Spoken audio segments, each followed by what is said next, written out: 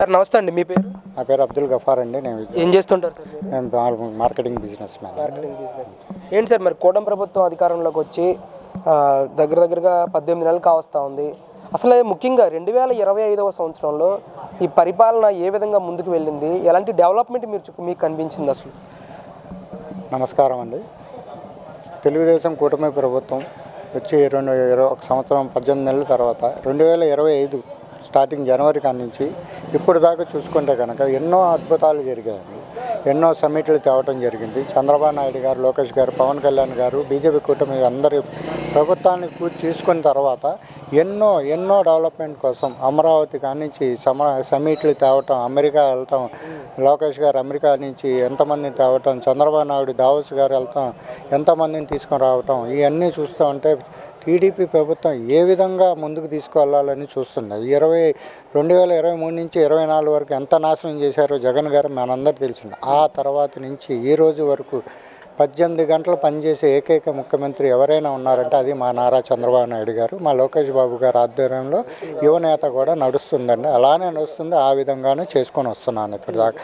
ఎవరికి కించపరిచినట్టు ఎదుటి వాడు మన మీద బురద జల్లిన చోట మేము ఎటువంటి వాళ్ళకి సమాధానం చెప్పకుండా మా పని మేము చేస్తాం. మాది చేతకాని ప్రభుత్వం కాదని చేతల ప్రభుత్వం, మీది చేతకాని ప్రభుత్వం నిరూపించడం కోసం తెలుగుదేశం పార్టీ ఈరోజు చాలా కష్టపడుతుంది. మాకు శాల్వాలు, బుకేలు, గికేలు ఏమేమో అవసరం. వాళ్ళు అంటారండి శాల్వాలు కప్పాలి, నాకు ఇచ్చేయాలని. మాకు శాల్వాలు అవసరంలా, ప్రశంసాలు అవసరంలా. మాకు కమిట్మెంట్లు ఎంత, వైజాగ్ ఏ విధంగా డెవలప్ చేసాం, అమరావతి ఏ విధంగా డెవలప్ చేస్తున్నాం మీకు చూపిస్తున్నాం. ప్రభుత్వానికి సవాల్ చేసుకుని మీరు ఇచ్చిన అన్ని విధాలుగా మేము ఎంత సమర్థించుకుని ఎన్ని సవాళ్ళు ఎదుర్కొని మేము సార్ అంటే ఇక్కడ అభివృద్ధి సంక్షేమం రెండు కళ్ళల జగన్మోహన్ రెడ్డి గారు 2019 నుంచి 2024 వరకు పరిపాలన చేస్తే ఈరోజు అసలు అభివృద్ధి లేదు, సంక్షేమం లేదు అని చెప్పేసి పెద్ద ఎత్తున వైసీపీ నాయకులు మాట్లాడుతూ ఉన్నారు.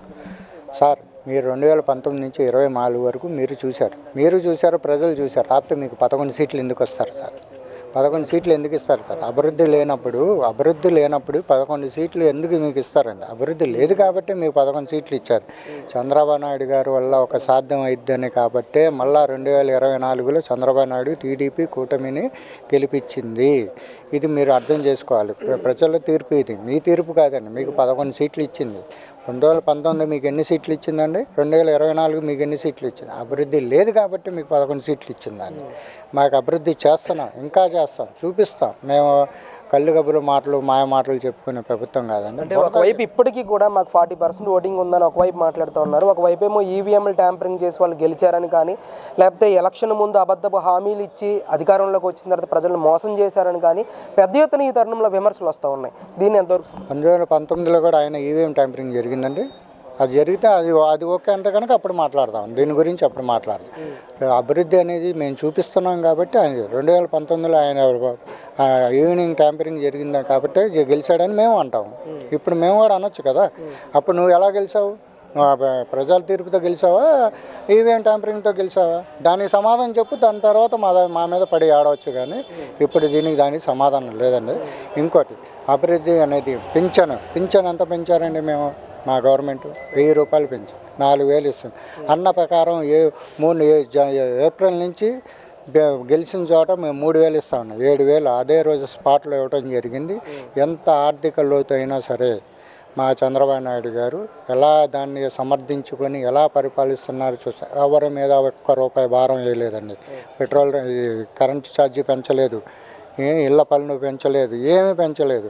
ఎవరి గోడ మీద ఎవడు బొమ్మలు వేసుకోలేదు. మా ప్రభుత్వం ఎటువంటి బొమ్మలు గిమ్మలు వేసుకునే ప్రభుత్వం కాదని, మీలాగా మేము ప్రజలను దోచుకునే ప్రభుత్వం అయితే కాదు. అంటే ఈరోజు నాయకులతో సహా, కార్యకర్తల నుంచి నాయకులతో సహా రప్ప అంటూ కూడా ఫ్లెక్స్లు పెట్టడం కానీ, బర్త్డే సెలబ్రేషన్స్లో నాయకులతో పాటు కార్యకర్తలతో పాటు నాయకులు కామెంట్స్ చేయడం కానీ, అసలు ఇదంతా చూస్తే ఎలా అనిపిస్తుంది సార్? సహనం లేనివాడే ఇలాంటి పనులు చేస్తాడండి.